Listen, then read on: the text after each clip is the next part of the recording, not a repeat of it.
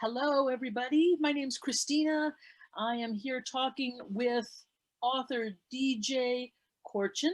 He has unbelievably wonderful books for all classrooms, and including and sometimes especially the Montessori classroom. Welcome, DJ. Hi, thank you so much for having me. This is it's such a great opportunity, especially to be able to talk to educators and people in the education world, especially now at this time, because you all are working so hard. And before we do anything, the first thing I want to do is just say, as a parent, as a former teacher, thank you. You are doing enough and you are doing it well. And I really appreciate it. And you all are superheroes. So thank you very much. I know there's a lot of teachers who are going to be watching this who are going to be all smiles to hear that. And, it's just lovely to be appreciated and recognized. So thank you for that. Yes. We got to start with you telling us a little bit about yourself, about your writing, about where your inspiration comes from. Sure. Yeah. So I'm from Chicago. So I'm actually in the Chicago area. And I've lived here my whole life, but I've had the opportunity to travel over the years in a very eclectic history. I was paid to ride a unicycle and play the trombone in a Broadway tour show called Blast for about 3 years, where I got to talk to kids from all walks of life, all over the world. And I really started to discover all the things that really brought us all together. And I found that those connections are really where I wanted to focus my energy. And one of the questions I get asked a lot from students and adults is, why do you want to be an author? And this has a lot to do with where my inspiration comes from these books, is that we all find and look for a way to positively contribute to the world. And I think that's our responsibility, is to find where we can do that. And for me, I had a journey of being a performer, a musician, and then an actual high school teacher. I was a high school teacher for a while.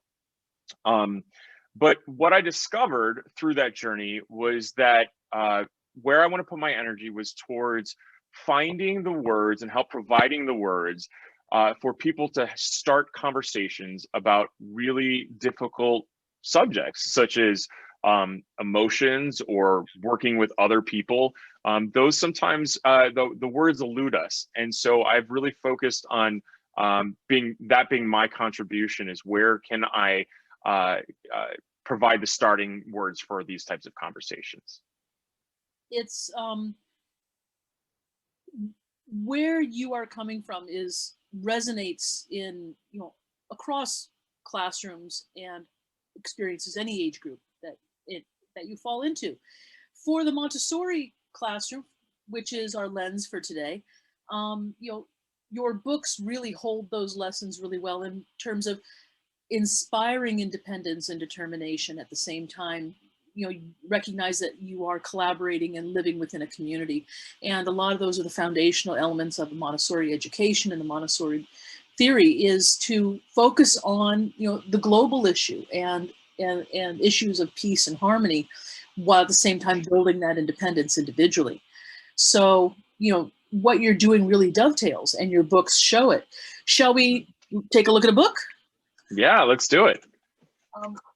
This one, I've told you before, I have read it multiple times in a row, and it makes me smile and laugh and all the time, every time I read it. It's 1,000 No's.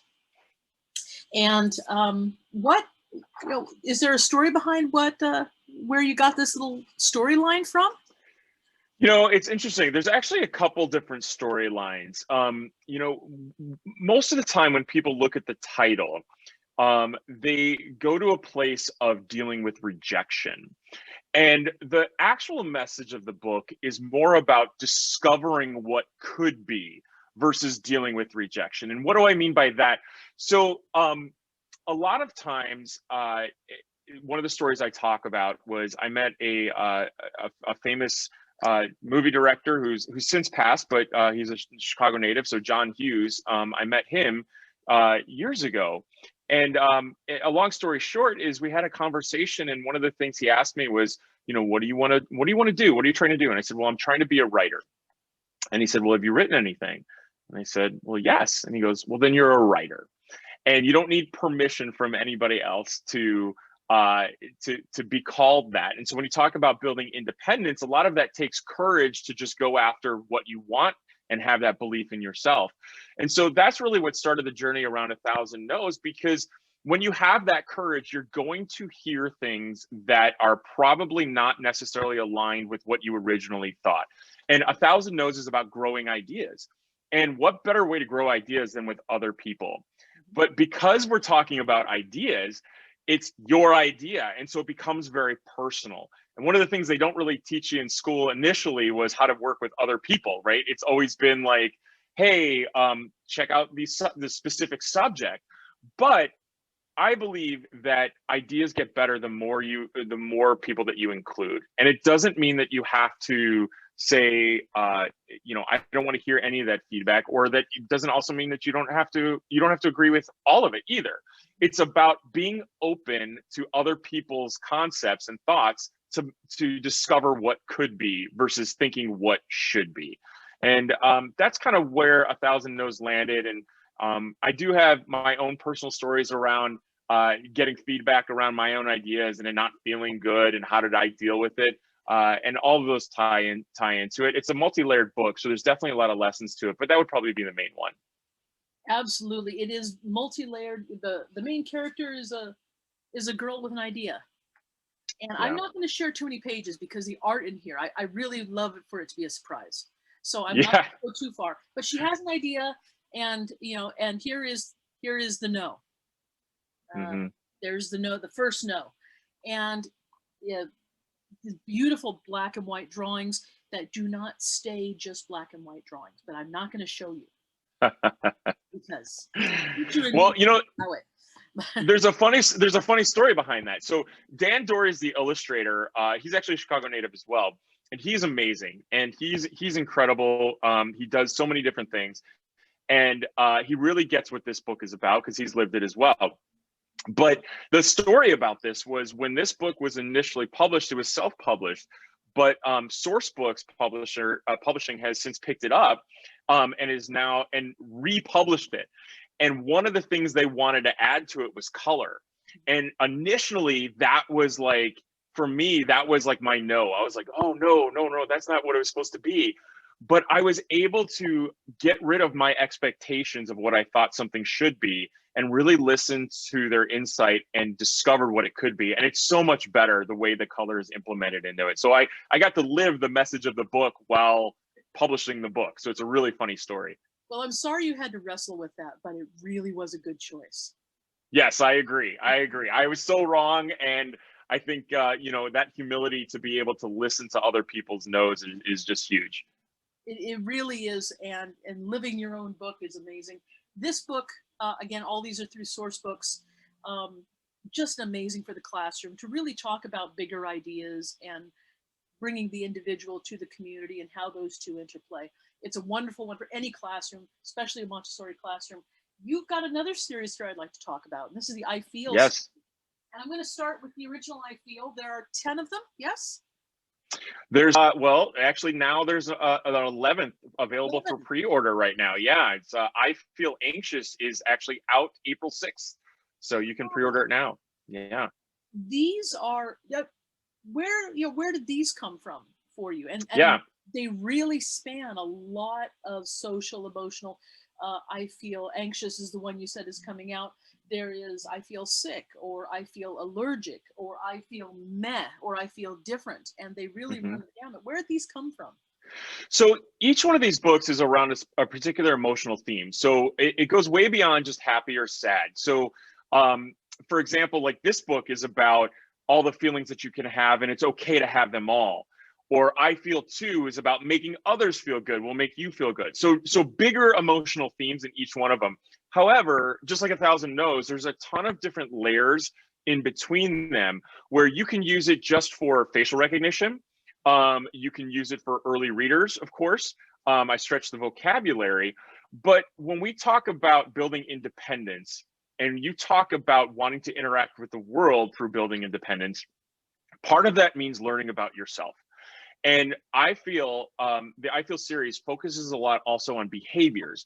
so that you can recognize what you're doing when you're feeling some of these things, and then and then suggest some additional behaviors you can do to change it or to continue it. And at the end of each book too, there's activities that we came up with that are super fun as well. So it's not just about the metaphors that are built into it, but they're really fun.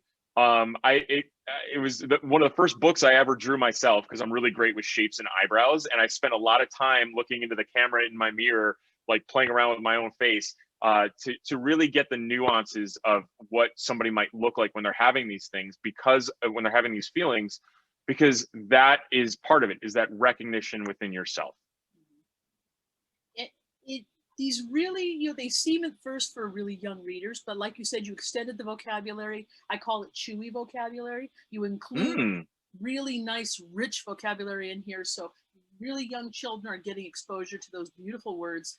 Older children, will be able to kind of see themselves in in what you're talking about, and in the feelings and the experiences, and the faces and the shapes, a little light Montessori, a sensorial, geometric shapes kind of connection there, because you don't just stick to circles, triangles, and squares.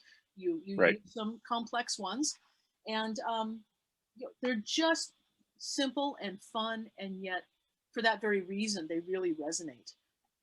Well, and the thing I really like about what we ended up, like the final version of these two, is that while you're reading it or when you're done, it sparks a lot of questions, right? Like, what does awe mean? Or what does it mean when they say it's okay to feel meh, but not for long periods of time? And so it really is meant to be that vision that I started at the very beginning of this interview with, which is, it sparks a conversation so that you can dive into it deeper and begins that journey of emotional awareness.